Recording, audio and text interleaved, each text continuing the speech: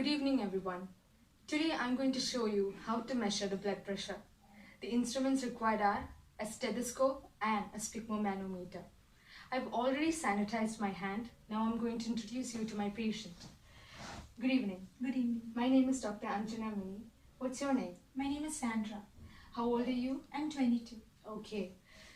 So, did you come here by walking or any transportation? I came by transportation. Okay. Did you have any caffeinated drinks? No. Did you smoke? No. Okay. Did you do any physical exercise? No. Okay. If the patient had done any of these, we should have waited for 15 to 30 minutes. Now we want you to relax and keep your feet flat on the floor. May I have your arm, please? Okay.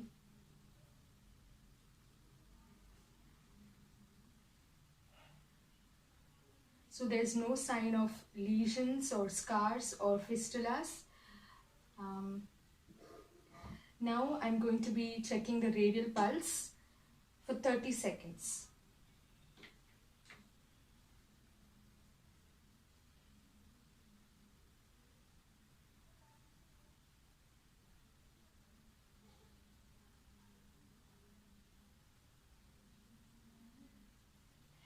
Okay, so the radial pulse and the respiratory rate are normal. Now I'm going to palpate the brachial artery to confirm a viable pulse.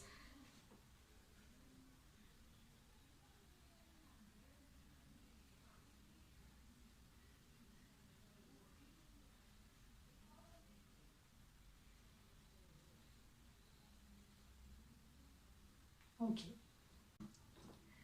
Now we are going to be tying the cuff, which is a 12 by 23 centimeter adult cuff. We're going to be tying it about 2.5 centimeter above the antecubital crease at the level of heart T4.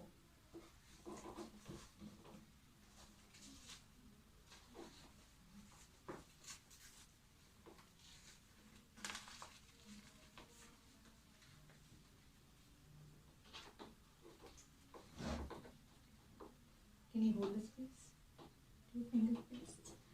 Now we are going to be checking for the tightness for 2 finger space. Now we are going to be checking the systolic pressure by palpation. We'll palpate the radial pulse and start to inflate the cuff. And when the radial pulse stops, that is when we get the systolic pressure.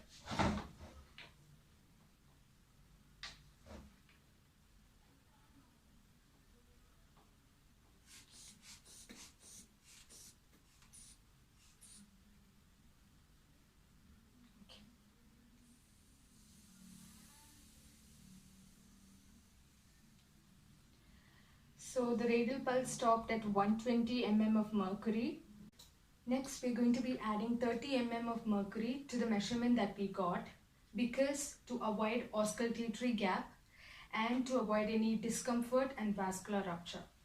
And then now we're going to be placing the stethoscope bell at the point where we felt the brachial pulse. And then slowly we are going to inflate it till it is about 150 mm of mercury. And then slowly we'll deflate it at the rate of 2 to 3 mm of mercury per second. And the point where we hear the first Korokov sound is the systolic pressure.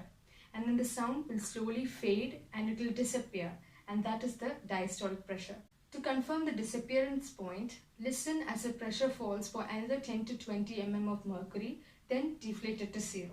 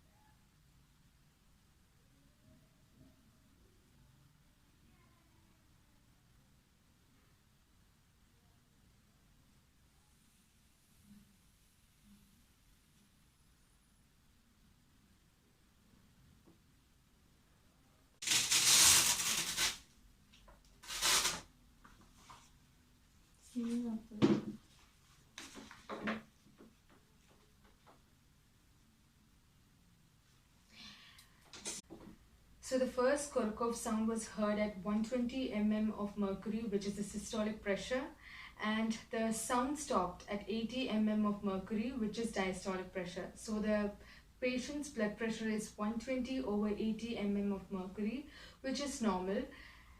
So any questions or concerns? No. Okay. Thank you for your cooperation.